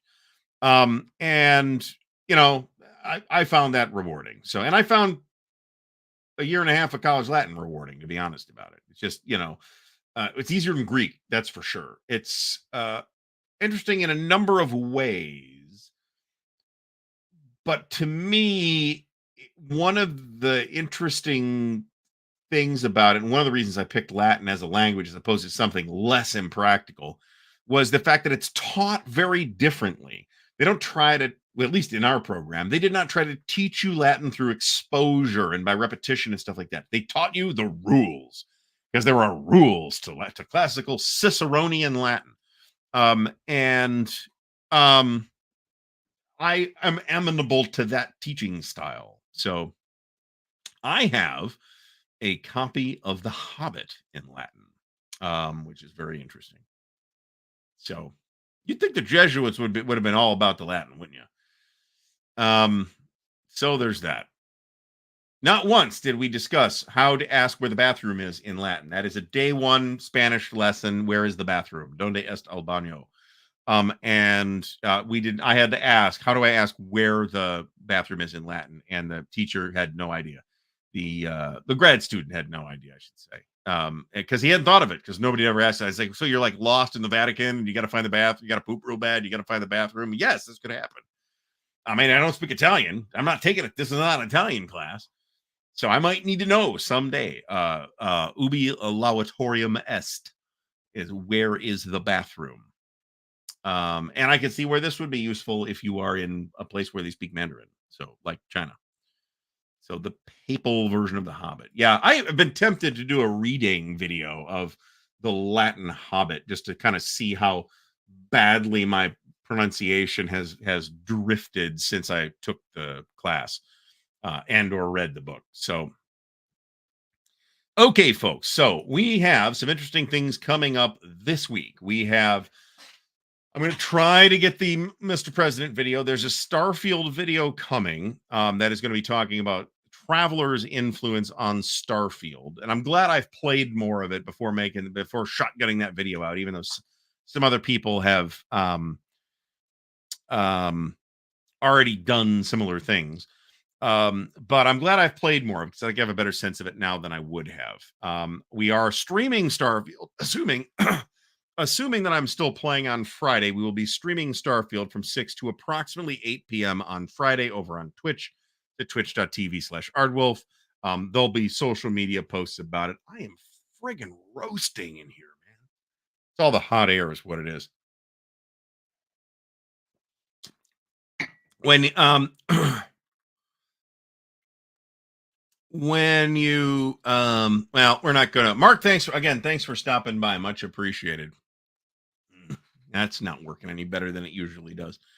So, and we've got Vocal Runke on the show with Dan on Thursday. That's at 7:30 p.m. Eastern time.